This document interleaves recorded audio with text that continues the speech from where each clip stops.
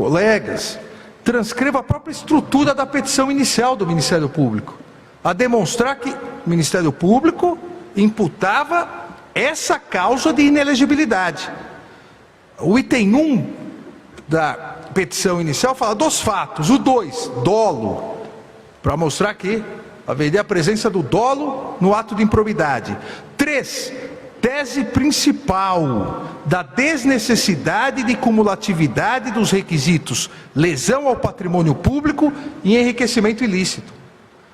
4, tese subsidiária dos requisitos cumulativos, lesão ao patrimônio público e enriquecimento ilícito. E 5, da aplicação da lei da ficha limpa, a lei complementar 135, a fatos anteriores à sua entrada em vigor. Em nenhum momento, na impugnação, o Ministério Público Eleitoral fala da ausência de uma condição de elegibilidade. O Ministério Público se baseia sempre no artigo 14, parágrafo 9º e na lei da ficha limpa.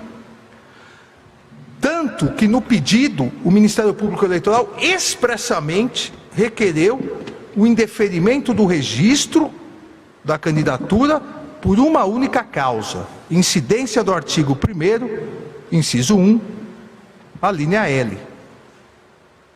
Eu transcrevo aqui, isso é de vital importância, a meu ver, para verificarmos se foi garantido o contraditório, foi garantida a ampla defesa, eu transcrevo o pedido. Abre aspas, destarte, disse o Ministério Público, as causas de inelegibilidade instituídas ou alteradas pela Lei Complementar 135 de 2010 aplicam-se a fatos anteriores à sua vigência, encontrando-se o requerido atualmente inelegível por força do disposto no artigo 1º, inciso 1, a linha L da Lei Complementar 64, razão pela qual seu registro de candidatura deve ser indeferido.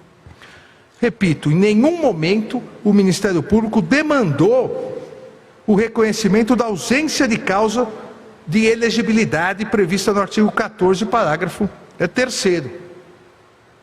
E durante toda a instrução, o Ministério Público se baseou nisso e a defesa se defendeu disso. Adstrito ao pedido do Ministério Público, o meritíssimo juiz de primeiro grau julgou improcedente a impugnação, analisou os fatos, analisou o pedido e não reconheceu presentes os requisitos necessários para a configuração do quê? Da causa de inelegibilidade do artigo 1º, inciso 1º, linha L. Eu transcrevo e não lerei para não cansá-los, mas transcrevo aqui a decisão do juiz, falando da impugnação do Ministério Público, fazendo as afirmações sobre a grande discussão dano ao erário, cumulatividade ou não, ou seja, o pedido foi a defesa se defendeu desse pedido e o juiz julgou improcedente a ação. O que fez o Ministério Público? Interpôs recurso eleitoral. No recurso eleitoral interposto pela Procuradoria Regional Eleitoral, novamente o Ministério Público insistiu unicamente no reconhecimento da causa de inelegibilidade já citada do referido artigo 1º, remetendo ao TRE, Rio de Janeiro, essa questão conhecemos o chamado efeito devolutivo do recurso eleitoral interposto. E aqui também é facilmente constatado que o Ministério Público continuou na sua tese única e no seu pedido. Eu transcrevo a síntese informativa do recurso, seria uma pequena ementa que o Ministério Público Eleitoral fez. Da necessidade, disse o Ministério Público, de adequar o entendimento jurisprudencial aos anseios populares e o artigo 14, parágrafo 9º. Impugnado, condenado em várias ações de improbidade administrativa, a possibilidade de análise do juízo eleitoral das razões que levaram à condenação, enriquecimento ilícito e prejuízo ao erário caracterizados. Sentença contraditória. Se não cabe ao juiz manifestar-se, como dito na sentença, quanto às razões que levaram à condenação, menos ainda caberia a parte dispositiva da sentença que estabelece perda dos direitos políticos, já que a parte dispositiva é que está amparada pela coisa julgada, sentença que merece ser reformada. No ponto, a resignação da Procuradoria Regional Eleitoral do Rio de Janeiro se limitou novamente a afirmar a ocorrência da inelegibilidade, sem devolver ao TRE do Rio de Janeiro qualquer discussão sobre a ausência de condição de elegibilidade em matéria, que a própria Procuradoria depois, e o TRE, reconhece que era pré-existente ao recurso, mas não requerida na petição inicial e nem mesmo analisada na sentença de primeiro grau no seu dispositivo. A fim de que também não pare dúvidas quanto ao tema, quando do pedido formulado pelo Ministério Público no recurso.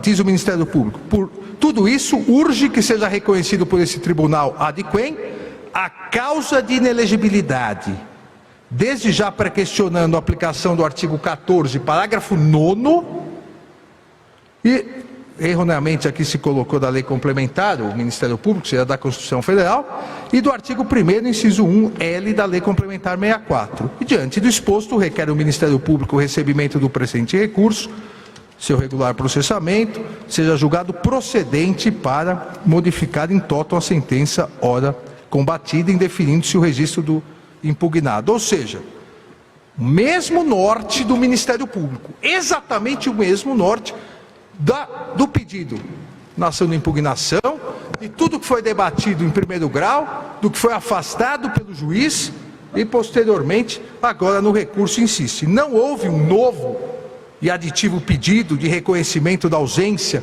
de condição de elegibilidade por suposta suspensão de direitos políticos decorrentes do trânsito em julgado de sentença condenatória por improbidade administrativa. Em momento algum, e aqui realmente é o que diferencia esse caso, como direi depois da súmula 45 do TSE, em momento algum, desde o ajuizamento da ação de impugnação até a chegada dos autos ao TRE Rio de Janeiro, passando pelo primeiro grau, pela decisão de primeiro grau e pelas razões recursais do Ministério Público Eleitoral, em nenhum momento houve pedido expresso de reconhecimento da ausência de condição de elegibilidade do artigo 14, parágrafo 3º. Tanto que, repito, na chamada pelo Ministério Público síntese informativa, a pequena ementa inicial do recurso, somente se fala no artigo 14, parágrafo 9º e na lei complementar 64. Novamente, no pedido do recurso, da mesma forma, se fala no artigo 14, parágrafo 9º e na lei complementar 64. O objeto e o pedido expresso do Ministério Público sempre foram objeto e pedido expresso o reconhecimento da inelegibilidade pelo artigo 1º, inciso 1, a linha L. Vem o acórdão do Tribunal Regional Eleitoral, entretanto, inova, porque mantém a decisão de improcedência de primeiro grau quanto à inocorrência da causa de inelegibilidade. Porém, de ofício, reconhece a ausência de uma das condições de elegibilidade pela suspensão dos direitos políticos do recorrente. Ora, ocorre que até aquele momento o contraditório entre o Ministério Público Eleitoral e o candidato baseava-se tão somente na existência ou não dos requisitos ensejadores da inelegibilidade da linha L. Nessa ação, era nisso que se baseava, no recurso que estamos julgando, é nisso que se baseou. Tendo, obviamente, essa decisão de ofício, tendo subtraído, a meu ver, com todo respeito às posições em contrário, a plenitude do contraditório e da ampla defesa. Repito, porque aqui é o ferimento ao contraditório, o ferimento à ampla defesa. Na sentença de primeiro grau, o meritíssimo juiz, nesse caso, analisou especificamente o pedido do parquê. O Ministério Público pede uma coisa, defesa se defende desta coisa e o juiz afastou. De mesma maneira, as razões recursais da Procuradoria Eleitoral Nessas razões, o contraditório e a ampla defesa se basearam na mesma questão: presença ou não dos requisitos ensejadores da inelegibilidade do artigo 1º, inciso 1º, letra E. A inovação aqui extra petita, feita pelo Tribunal Regional Eleitoral, simplesmente, além de ter ignorado os limites do pedido ministerial, acabou não possibilitando o contraditório exercido até aquele momento, com claro e efetivo prejuízo à ampla defesa. É indiscutível, nesse caso, que o tribunal de origem não observou o contraditório, não observou a ampla defesa, principalmente porque a matéria que vinha sendo analisada estava limitada à hipótese de inelegibilidade, cuja lei se baseia no artigo 14, parágrafo 9º da Constituição, sem qualquer referência ao artigo 14, parágrafo 3º, inciso 2 do texto constitucional. Por isso aqui, inaplicável, ao meu ver, a súmula 45 do TSE. A súmula 45 do Tribunal Superior Eleitoral, ela autoriza que a Justiça Eleitoral conheça de ofício da existência de qualquer óbice à elegibilidade. Só que a própria súmula diz, desde que tenha sido objeto do contraditório e da ampla defesa. Não é possível uma surpresa, e dessa surpresa que nem ao menos foi pedida pelo Ministério Público, dessa surpresa a defesa não possa ter a efetividade do devido processo legal e dos seus princípios corolários, contraditório e ampla defesa. Então, a parte final da súmula 45 desta Corte, a meu ver, não foi respeitada pelo Tribunal Regional Eleitoral do Rio de Janeiro, porque não possibilitou contraditório e ampla defesa em relação a este fato e essa ausência de uma causa de elegibilidade na ação proposta pelo Ministério Público. Eu cito aqui, simplesmente para exemplificar, que isso foi tratado no recurso especial eleitoral 0600272778, do qual fiquei redator para o acórdão, e asseverei nessas hipóteses semelhantes a importância do resguardo do devido processo legal, seja em benefício ou não do candidato que pretende o registro, dizendo que é necessário para o reconhecimento de ofício de uma causa de inelegibilidade que desde o início, e salientei isso nesse precedente, desde o início o impugnado tenha plenamente assegurado a ampla defesa e o contraditório. E disse eu, naquele momento, sem surpresas ou reviravoltas de última hora, que foi o que ocorreu aqui nessa ação proposta pelo Ministério Público. O Ministério Público nem no recurso, e aí também já seria discutível, mas nem no recurso aditou um pedido principal. Assim, presidente, fica evidenciado nos autos que o agravante, o recorrente aqui, foi prejudicado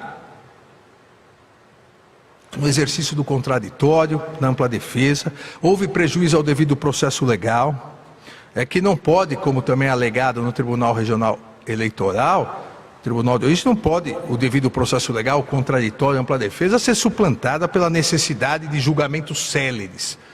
O Tribunal Regional Eleitoral, se entendeu à época a presença de uma nova possibilidade de impugnação no registro, deveria ter determinado que se baixassem os autos para garantir o contraditório e a ampla defesa, sob pena aqui de total desrespeito à própria súmula 45 do Tribunal Superior Eleitoral.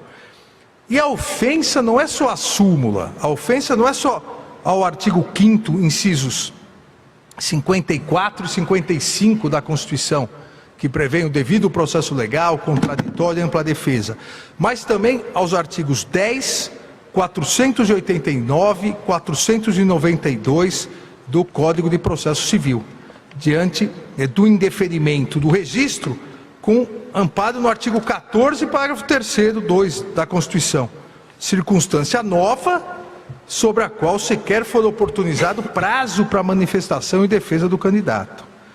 Entendo aqui renovando respeitosas vênias ao eminente ministro relator, é que essa questão foi devidamente devolvida à apreciação dessa Corte Eleitoral.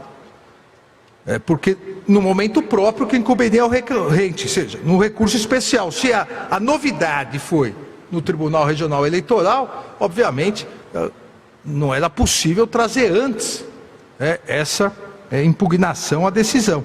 Então não vislumbro qualquer inovação recursal ou outro empecilho que desautorize o TSE a examinar a matéria. Por quê? A inovação não foi recursal, a inovação foi da decisão do Tribunal Regional Eleitoral. A partir dessa inovação, obviamente, houve a necessidade de uma nova impugnação por parte do recorrente. Lembremos aqui que o artigo 492 do Código de Processo Civil consagra o princípio da congruência, que está relacionado à necessidade do julgador decidir ali de dentro dos limites objetivados pelas partes, não podendo proferir decisão extra, ultra ou infrapetita.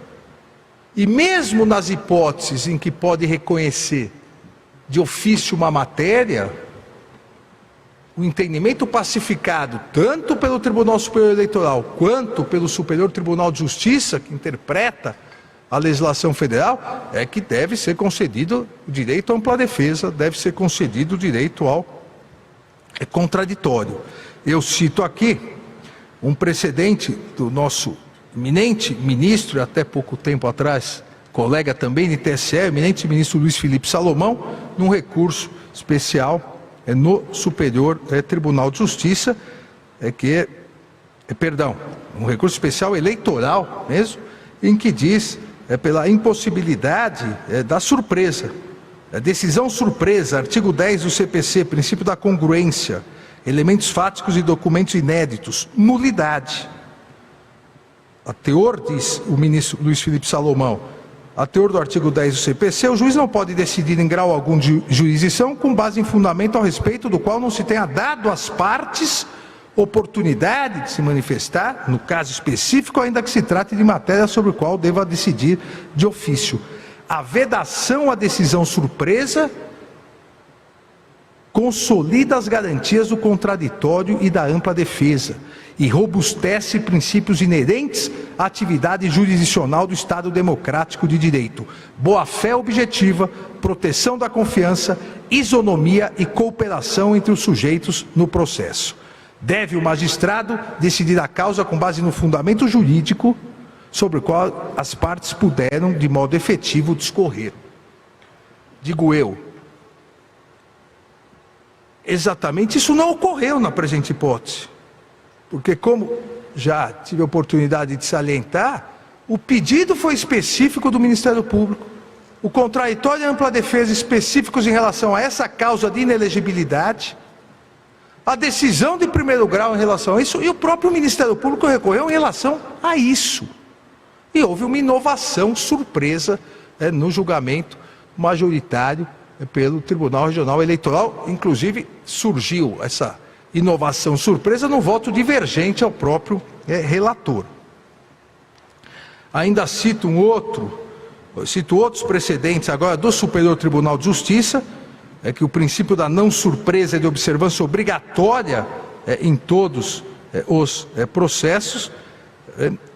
Cito ainda do ministro Herman Benjamin, Moura Ribeiro, ministra Nancy Andrighi. No caso concreto, o acordo impugnado foi proferido fora dos limites do pedido formulado pelo Ministério Público, enquadrando-se no conceito da decisão surpresa, extrapetita, que, no mínimo, nos termos da súmula 45, deveria ter concedido anteriormente a possibilidade de contraditório e ampla defesa à hora recorrido. A decisão do TRE Rio de Janeiro, portanto, é nula, a meu ver. Decisão nula por desrespeito à súmula 45, por desrespeito ao artigo 5º, incisos 54 e 55, e ao Código de Processo Civil, os artigos já citados. Não bastasse isso, presidente, os efeitos da decisão condenatória por ato de improbidade administrativa estão atualmente suspensos por decisão do presidente do Superior Tribunal de Justiça. No caso, o candidato obteve êxito, e aqui houve o que eu iniciei, dizendo o candidato obteve êxito numa ação de anulação em primeiro grau, houve agravo do instrumento negado, mandado de segurança, onde a desembargadora relatora concedeu efeito suspensivo à decisão do juiz que havia afastado os efeitos da condenação por improbidade, e houve posteriormente essa suspensão de liminar pelo presidente do Superior Tribunal de Justiça. Aí, com uma manobra, lamentavelmente, essa questão precisa ser tocada, como uma manobra processual, a desembargadora, depois dessa decisão, ela julgou prejudicado o mandado de segurança e aceitou o agravo do instrumento, de forma a tentar aí tornar sem efeito a decisão do presidente do Superior Tribunal de Justiça. Mas, independentemente disso, a decisão do presidente do Superior Tribunal de Justiça permanece válida até uma decisão em contrário. Mas isso é um argumento, eu diria, a mais, na questão dos efeitos da decisão condenatória por ato de improbidade estarem suspensas. O argumento principal, ao meu ver, é exatamente a nulidade pela inovação trazida pelo Tribunal Regional Eleitoral, em virtude de algo que não foi imputado pelo Ministério Público, não foi afastado ou acolhido pelo juízo de primeiro grau e não foi também colocado no recurso da Procuradoria Regional Eleitoral.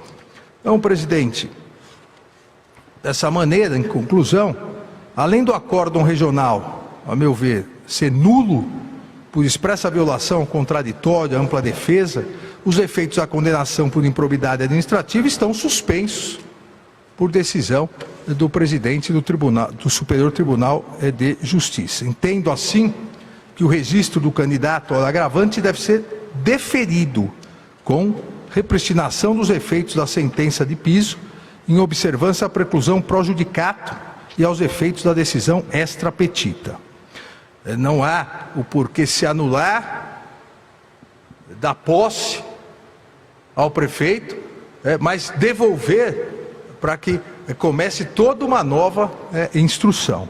Então, os efeitos eleitorais exigem, com especial atenção aos registros da candidatura, a aplicação do princípio da razoável duração do processo eleitoral, da proporcionalidade, da proteção eficiente, situação que reforça aqui, a meu ver, já desde logo, por parte do Tribunal Superior Eleitoral, o deferimento do pedido do agravante, que se encontra alijado há 1 ano do mandato pelo qual foi eleito, não havendo razões ao retrocesso da marcha processual de uma decisão que, com todo respeito, foi nula.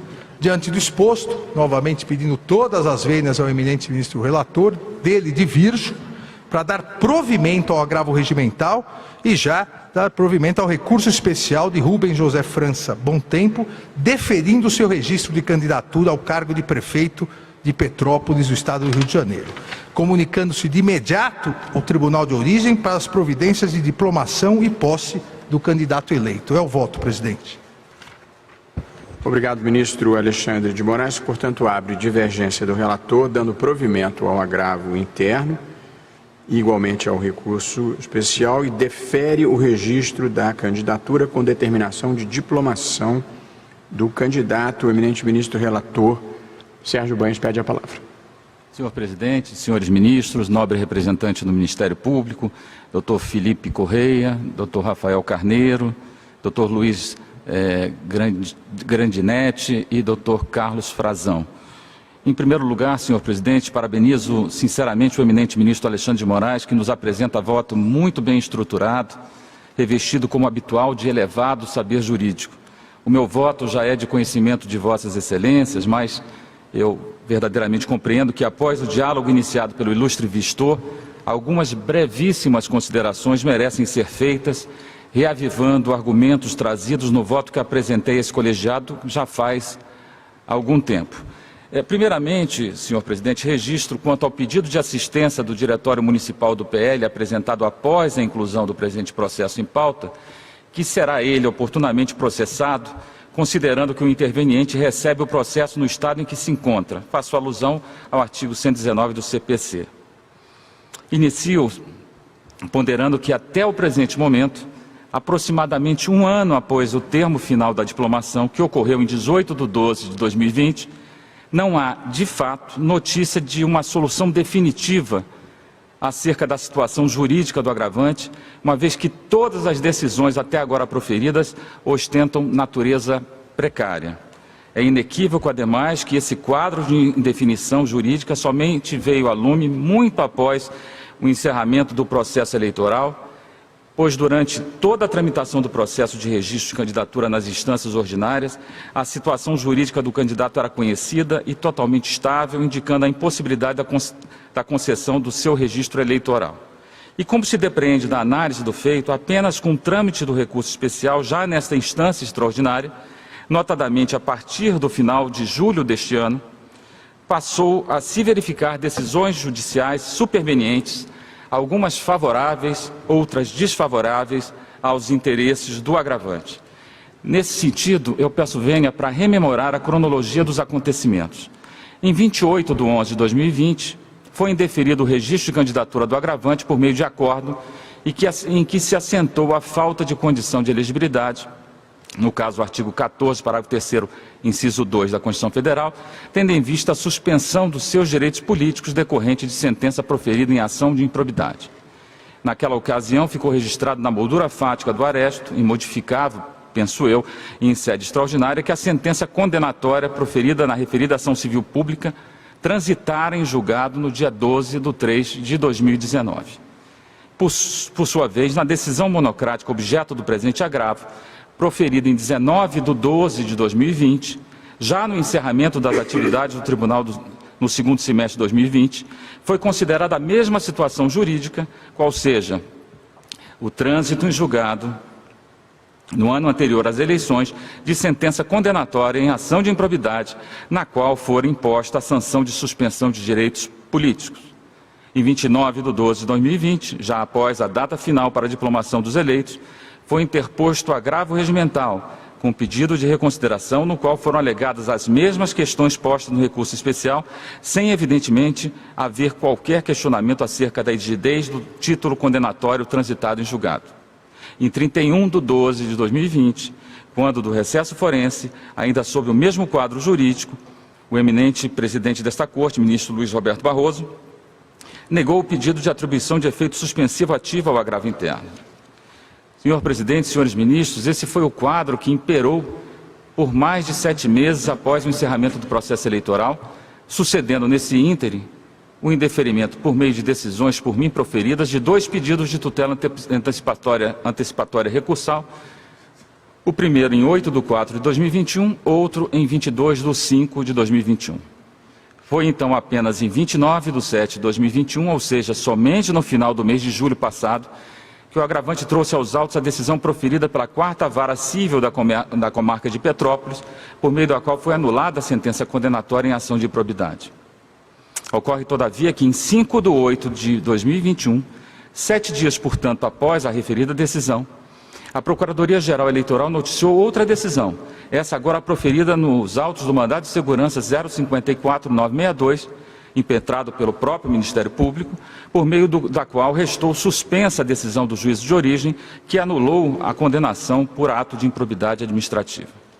Acrescento que em 17/11/2021, o agravante apresentou nova decisão liminar, já referida pelo ministro Alexandre de Moraes, nos autos da suspensão de segurança 3352, da lavra do eminente ministro Humberto Martins, presidente do Superior Tribunal de Justiça, por meio da qual Sua Excelência sustou os efeitos da decisão proferida pela desembargadora relatora do TJ do Rio de Janeiro, até o trânsito em julgado do mandado de segurança. Não bastasse essas idas e vindas, registro que em 10/12/2021, sexta-feira última, houve nova reversão. Foi noticiada nos autos decisão do Tribunal de Justiça do Rio de Janeiro, da lavra da referida desembargadora, que concedeu efeito suspensivo a agravo de instrumento do Ministério Público, sustando até julgamento final do referido recurso a eficácia da decisão da 4ª Vara Civil de Petrópolis, que declarou a nulidade da sentença em sede de ação civil pública. Por fim, para reforçar a total instabilidade das decisões proferidas, e essa é uma novidade, ministro Alexandre, no dia de hoje, o agravante acostou as informações da referida desembargadora, encaminhadas à presidência do Superior Tribunal de Justiça, e ainda uma nova decisão naquele agravo de instrumento, onde, tendo em vista o recebimento do ofício, com pedido de informações ao presidente do Superior Tribunal, observa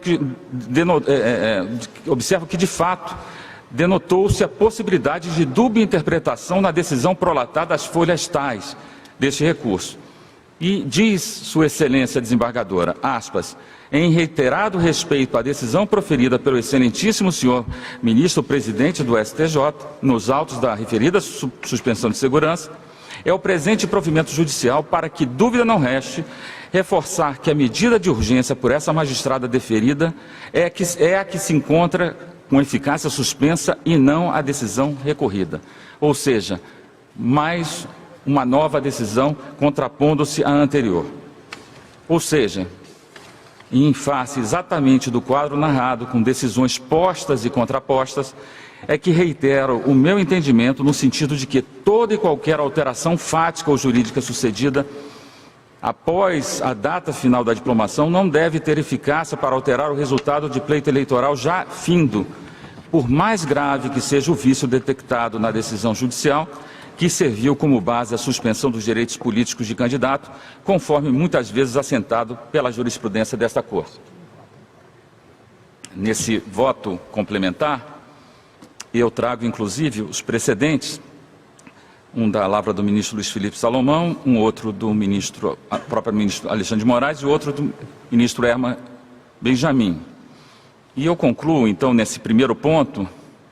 Eu entendo que, em homenagem à segurança jurídica, à isonomia e à autoridade das decisões da Justiça Eleitoral, eu penso ser de todo inviável, com todas as vênias, conhecer de decisões proferidas pela Justiça Comum, que concedem e caçam liminares obtidas muito depois da diplomação, pouco importando, eu reitero, a natureza jurídica, a eficácia do deciso, ou até mesmo o órgão judicial do qual dimana. Eu compreendo dessa forma que a observada alternância de decisões judiciais, como ocorre no presente caso, revela de forma que entendo insuperável a imprescindibilidade de se dar um fim a tais incertezas com a diplomação dos eleitos, ou seja, quando encerrado o processo eleitoral, por mais graves que sejam os eventuais vícios posteriormente detectados na decisão judicial que impossibilitou a concessão do registro. E agora eu sigo, senhor presidente, enfrentando a questão que foi colocada como a principal pelo ilustre ministro Vistor, dizendo que não há contradição, penso eu, entre a narrativa apresentada pelo ilustre Vistor e o meu voto. O que há é uma visão diferente que enseja conclusões diversas. Como eu afirmei na decisão agravada e no voto inicialmente disponibilizado, não há falar em afronta aos artigos 10 e 492 do CPC e 5º 55 da Constituição da República, sob a alegação de que o fundamento adotado pelo TRE para indeferir o registro de candidatura recorrente, concernente à suspensão dos seus direitos políticos, não teria sido alegado pelo Ministério Público em suas razões recursais. Com efeito, consta expressamente do acordo de embargos de declaração que a matéria foi suscitada pelo Ministério Público tanto na ação de impugnação de registro de candidatura, como no seu recurso eleitoral. E eu transcrevo. Aspas, o ponto tanto na impugnação de registro de candidatura quanto no recurso eleitoral interposto, o parquê eleitoral expressamente apontou que o candidato havia sido condenado à suspensão dos direitos políticos por decisão transitada em julgado, proferida no bojo de ação de improbidade administrativa. Ademais, digo eu, o TRE reproduziu nos fundamentos do acordo de embargo de declaração as alegações do órgão ministerial na referida ação de impugnação de registro de candidatura, bem como no recurso eleitoral. E eu faço transcrição demonstrando que, tanto numa peça quanto na outra, o conteúdo se verifica dizendo, na primeira, com efeito, verifica-se pela leitura do dispositivo legal que existem duas hipóteses diversas para inelegibilidade: a suspensão dos direitos políticos em decisão transitada em julgado, ou B, a suspensão dos direitos políticos por órgão judicial colegiado, neste caso, não se exigindo o trânsito de julgado. Além disso, a hipótese deve configurar lesão ao patrimônio público ou enriquecimento ilícito próprio de terceiro. E prossegue, no caso específico do requerido, existem contra ele diversas condenações por improbidade administrativa, sendo que em 3 o MPE conseguiu identificar a perda dos direitos políticos. Processo tal, tal e tal. De igual modo, digo eu, trago à baila o recurso interposto pelo Ministério Público, em que esta questão é trazida à apreciação desse tribunal. E permita-me a leitura. Trata-se a presente ação de impugnação de registro de candidatura e de 2 notícias de inelegibilidade propostas em face do impugnado por diversas condenações à perda dos direitos políticos, seja por parte de órgão colegiado, seja com um trânsito em julgado. Na impugnação do hora recorrente foram demonstrados 3 processos em que o recorrido teve seus direitos políticos suspensos por decisão judicial. A primeira delas, com trânsito julgado. E prossegue. Submetida, portanto, digo eu, a question iuris à apreciação do Poder Judiciário por meio da peça inicial da impugnação do registro de candidatura e, de igual maneira, pelas razões recursais, o recorrente teve, a meu juízo, oportunidade de se defender a respeito da matéria, não havendo falar em afronta aos artigos 10 e 492 do CPC e do referido artigo 5º, 55 da Constituição. Isso já consta do meu voto já apresentado, esse é o complementar onde eu reproduzo. E, por fim, eu rememoro que a jurisprudência dessa Corte Superior há muito se firmou no sentido de que, aspas, os limites do pedido são demarcados pelos fatos imputados na inicial, dos quais a parte se defende, e não pela capitulação legal atribuída pelo autor, e me refiro exatamente aos termos da súmula 62 deste Tribunal Superior Eleitoral. Portanto, sempre rogando as mais respeitosas vênias e, mais uma vez, renovando os elogios ao espetacular voto proferido pelo ministro Vistor, eu digo se constou da impugnação do recurso eleitoral que o impugnado, ora agravante, tinha contra si decisão transitada em julgado em ação de probidade, na qual imposta a sanção de suspensão dos direitos políticos, pouco importa, no meu modo de pensar, a capitulação legal dada pelo parquê ou pelo juiz de primeiro grau, pois, afinal, houve alegação do fato e a parte poderia dele se defender de maneira ampla. Por essas razões, mantenho o meu voto no sentido do não provimento do agravo regimental, com as vênias sinceras daqueles que pensem de forma diferente. É como voto, senhor presidente. Obrigado, ministro Sérgio Banhos. Como vota o ministro Carlos Horba? Senhor presidente, muito boa noite. Senhores ministros, senhor vice-procurador-geral eleitoral, eminentes advogados que estão acompanhando essa sessão, Dr. Luiz Grandinetti, Dr. Rafael Carneiro, Dr. Felipe Correia e Dr. Carlos Eduardo Frazão. Senhor presidente, essa discussão do marco temporal para a aferição de situações que alterem a condição de elegibilidade ou de inelegibilidade dos candidatos é uma questão que me parece bastante delicada, né? De fato, desde que essa questão foi definida no precedente do RESP 16629, de relatoria do ministro Henrique Neves, me parece que temos um marco bastante claro e necessário para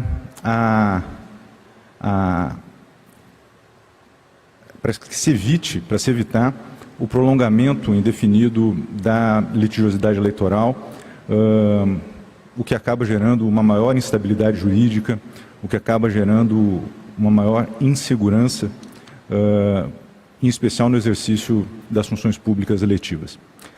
Desse modo, eu acredito que esse marco deva ser observado e preservado igualmente no caso concreto, de modo que, pedindo todas as vênias ao eminente ministro Alexandre de Moraes, que trouxe um voto brilhante, divergindo do relator, eu acompanho Sua Excelência. É como voto. Obrigado, ministro Carlos Horba, que vota por não, ministro Alexandre. A questão aqui não é só do marco temporal, a questão é que a decisão é nula. Se porque passou um tempo nós não pudermos anular uma decisão, então aí realmente fica complicado. Ministro Alexandre, no julgamento do RESP 144/92 de Lençóis, eu tive a oportunidade de fazer um levantamento dessas decisões nossas que enfrentaram questões de nulidade tão graves quanto as que estão presentes nesses autos, e a nossa jurisprudência foi sempre no sentido de não observar... É hora de evoluirmos, então. Pois não. Obrigado, ministro Alexandre. Como vota o ministro Luiz Edson Fachin? Senhor presidente, saúdo Vossa Excelência, ministro Luiz Roberto Barroso, e também subscrevo os cumprimentos que foram dirigidos a Vossa Excelência pelo eminente ministro Alexandre de Moraes, a quem também cumprimento. Cumprimento os eminentes ministros Mauro Campbell Marques, Benedito Gonçalves, Sérgio Banhos e Carlos Horbach. Bem assim o senhor Procurador-Geral Eleitoral, Vice-Procurador-Geral Eleitoral, Dr. Paulo Gustavo Goné Branco. Também os ilustres advogados que estão acompanhando esta sessão e Dr. João Paulo, secretário, que sempre, de modo zeloso, presta seu serviço à Justiça Eleitoral e a este tribunal. Senhor presidente, eu examinei a matéria e também acompanhei aqui vivamente os argumentos trazidos à colação pelo voto vista. Com efeito, há um argumento bem articulado no sentido da eventual ausência da suscitação quanto ao parágrafo 3º do artigo 14 da Constituição Federal.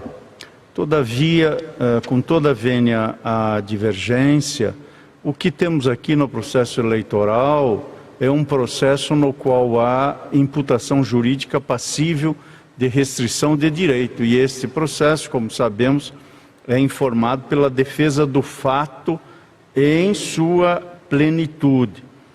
Por isso e pelos argumentos que hoje Sua Excelência o relator, ministro Sérgio Banhos, vem de trazer à colação, eu peço vênia à divergência e acompanho o voto de Sua Excelência o relator. É como voto, senhor presidente. Muito obrigado, ministro Luiz Edson Fachin. Como vota o ministro Mauro Campbell Marques? Senhor presidente, uma boa noite a Vossa Excelência, ao ministro vice-presidente Edson Fachin, a Sua Excelência o ministro Alexandre de Moraes, igualmente aos eminentes ministros Benedito Gonçalves, Sérgio Banhos, relator deste feito, e o ministro Carlos Horbach, e também saúdo Sua Excelência. Saúdo Sua Excelência o eminente Procurador-Geral Eleitoral, professor Paulo Goné Branco, e também os eminentes advogados presentes, doutor Felipe Correia, doutor Carlos Eduardo Frazão, doutor Luiz Grandinelli e doutor Rafael Carneiro, e o doutor João Paulo, que representa a tríade de servidores que nos apoia, todos aqueles que nos assistem, o meu cordial boa noite também. Senhor presidente, eu vou, no caso presente, rogar vênias ao eminente relator para acompanhar a divergência e farei declaração de votos, juntarei declaração de votos já escrita, entendendo que efetivamente a decisão é nula. Ela extravagou a decisão do TRE, e isso correto foi a decisão primeva do juiz lá de piso, quando a distrito, ao pedido do Ministério Público, decidiu a matéria. De forma que, quando extravagou, o tribunal deveria, e em tempo e hora, ter dado solução correta a fazer valer o que a súmula 45 desta Corte impõe. De forma que eu rogarei vênias ao eminente relator, senhor presidente, acompanharei efetivamente o voto divergente de Sua Excelência, o ministro Alexandre de Moraes, para, ao fim e ao cabo, diplomar o eleito e dar-lhe posse incontinente. Muito obrigado, ministro Mauro Campbell Marques. Como vota o ministro Benedito Gonçalves? Minha saudação inicial a essa corte da pessoa do presidente, ministro Luiz Roberto Barroso, saudando o ministro vice-presidente, ministro Edson Fachin, igualmente o ministro Alexandre Moraes, o ministro, nosso corredor-geral eleitoral, o ministro Mauro Campbell, o ministro Sérgio Banhos, que é o eminente relator, igual parabenizo pelos dois momentos, tanto no primeiro momento como agora nesse voto complementar, sempre cuidadoso, conciso, objetivo e consciente. Ministro Roberto, também minha saudação, o nosso vice-procurador-geral eleitoral, Paulo Gounod, e agora me redimo que toda vez eu esqueço do nosso secretário, que sem ele não teria sessão. Então, faço oração a ele, convalidando todas as outras que eu não fiz. E os dos advogados que aqui representam seus clientes. No tocante ao tema, eu peço máxima vênia ao relator e vou seguir a divergência. Eu faço por quê? Mais me impressionou, diante dos fatos que vieram, da decisão nula, voto contraditório, nós estamos diante também, apesar da precariedade, de uma suspensão de segurança. Tem um agravo instrumento, mas sabe-se que convive pacificamente a suspensão de segurança com um agravo, porque são argumentos diversos. Enquanto os argumentos processuais jurídicos do agravo instrumento, os outros da suspensão são outros. E enquanto transitar em julgado uma de segurança, entendo eu que por si só já valeria para apreciar o pleito. Com esses breves comentários, depois faz a declaração de votos, eu peço repetidas vênias ao relator e os que acompanharam e acompanham a divergência. Obrigado, ministro Benedito Gonçalves. Que situação. Essa realmente é uma situação totalmente atípica e preciso dizer que considerei com seriedade os dois caminhos trilhados aqui, o do eminente relator e o do eminente ministro Alexandre de Moraes, e acho que há bons fundamentos para um lado e para o outro. No entanto, nesse voto de desempate, eu vou pedir todas as vênias ao eminente relator para prestigiar a soberania popular.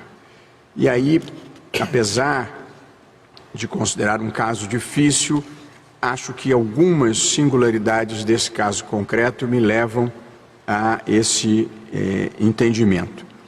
Minha leitura, embora a peça da impugnação e as razões do recurso eleitoral informem a condenação por improbidade administrativa transitada em julgado em desfavor do candidato, imputam a essa ocorrência somente a inelegibilidade prevista na alínea L da Lei Complementar 64 de 90 e nada mencionam sobre a ausência de condição de elegibilidade. Esse fundamento específico é apresentado somente no voto divergente que conduziu o julgamento do feito no Tribunal Regional Eleitoral no Rio de Janeiro. É certo que a ausência da plenitude dos direitos políticos prevista no artigo 14, parágrafo 3º, 2 da Constituição, pode ser conhecida de ofício. Contudo, conforme enunciado da súmula 45 do Tribunal Superior Eleitoral, devem ser resguardados o contraditório e a ampla defesa. Assim, diversamente do relator, eu estou aqui entendendo que o candidato deveria ter sido intimado para se defender desse fundamento específico. Não se mostra necessário, a meu ver, no entanto, o retorno dos autos à Corte Regional por razões de economia processual. Isso porque, consideradas as peculiaridades do caso concreto, que envolvem alegações apenas de direito, entendo ser possível desde logo decidir o mérito. Em primeiro lugar, o agravante alega que, caso tivesse sido intimado oportunamente para o exercício pleno do contraditório, apresentaria em defesa a tese de que suspensão de direitos políticos somente pode afastar a condição de elegibilidade se reconhecida na condenação por improbidade administrativa a ocorrência cumulativa de lesão ao patrimônio público e enriquecimento ilícito. Ocorre que esses elementos são requisitos da incidência da inelegibilidade da alínea L da Lei Complementar 64. No caso, conforme já dito, o impedimento à candidatura é a suspensão de direitos políticos.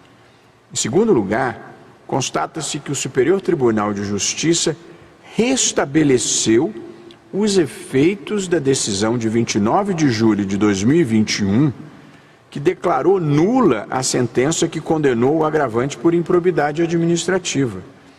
A declaração de nulidade fundamenta-se no reconhecimento de que a sentença, não é pouco importante isso, a sentença condenatória é cópia de outro caso com substrato fático diverso. É certo que a jurisprudência dessa Corte é firme no sentido de que a data da diplomação é o termo final para alterações supervenientes que afastem a inelegibilidade ou a ausência de condição de elegibilidade. Contudo, com todas as vênias, o caso concreto apresenta peculiaridades que precisam ser destacadas. Afinal, é grave o fundamento que ensejou a nulidade da decisão condenatória. A sentença é cópia integral de decisão proferida por outro juízo e referente a município, réu e fatos diversos. O vício de natureza transrescisória foi reconhecido pelo próprio juiz sentenciante e, assim, tem-se por inexistente o pronunciamento judicial que restringia os direitos políticos do agravante. O fundamento ultrapassa os planos da eficácia e da validade do ato jurídico e atinge a própria existência da decisão, uma vez que estão ausentes seus elementos mínimos constitutivos. Embora já vencido o prazo para a diplomação, é certo que não está esgotada a jurisdição eleitoral.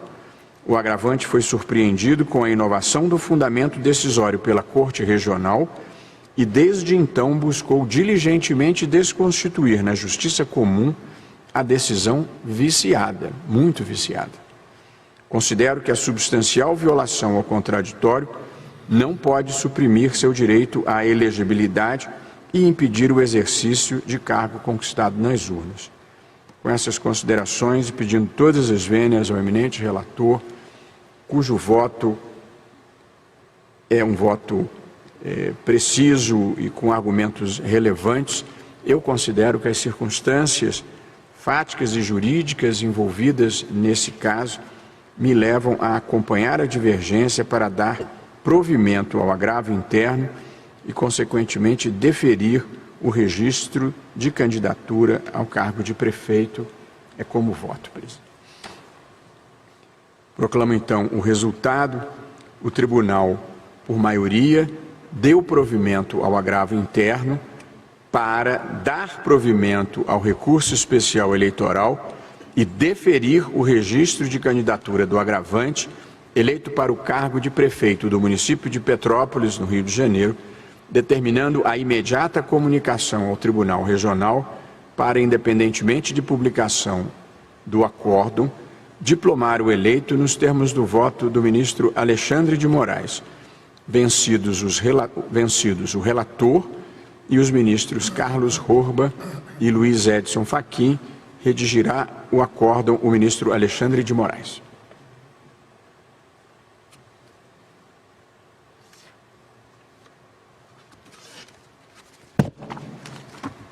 Só me organizar aqui um minutinho.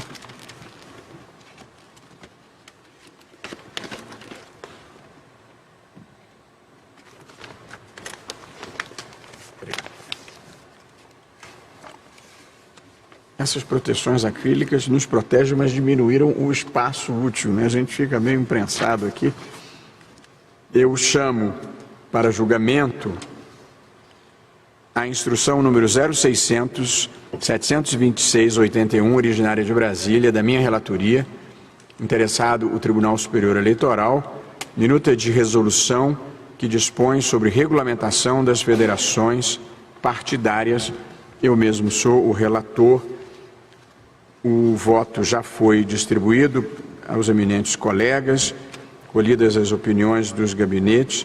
Esclareço que essa foi uma minuta igualmente enviada a todos os partidos políticos e que, na medida do possível, procurou incorporar as muitas sugestões que nos foram enviadas, com a preocupação, no entanto, de este tribunal não permitir que as federações partidárias reincidissem nos vícios das coligações proporcionais que, em boa hora, foram suprimidas pelo Congresso Nacional. Leio, portanto, a ementa trata-se de proposta de regulamentação das federações de partidos políticos instituídas pela Lei nº 14.208 de 2021. Segundo o caput do novo artigo 11A da Lei 9.096 de 95, aspas, 2 ou mais partidos políticos poderão reunir-se em federação, a qual, após sua constituição e respectivo registro perante o Tribunal Superior Eleitoral, atuará como se fosse uma única agremiação partidária. Compete ao Tribunal Superior Eleitoral, portanto, regulamentar o registro das federações e tratar de aspectos práticos indispensáveis para operacionalizar sua atuação. A minuta de resolução submetida a plenário dispõe sobre 1. O procedimento de registro das federações após registro civil como associação e obtenção de CNPJ. 2. As regras mínimas relativas à estrutura da federação. 3. A harmonização entre a atuação unificada da federação e a preservação da autonomia dos partidos políticos que a compõem. E 4, a vigência, que será por prazo indeterminado, e os efeitos do desligamento precoce e da extinção da federação. Na minuta está previsto que somente participarão das eleições as federações que tenham registro deferido até 6 meses antes do pleito.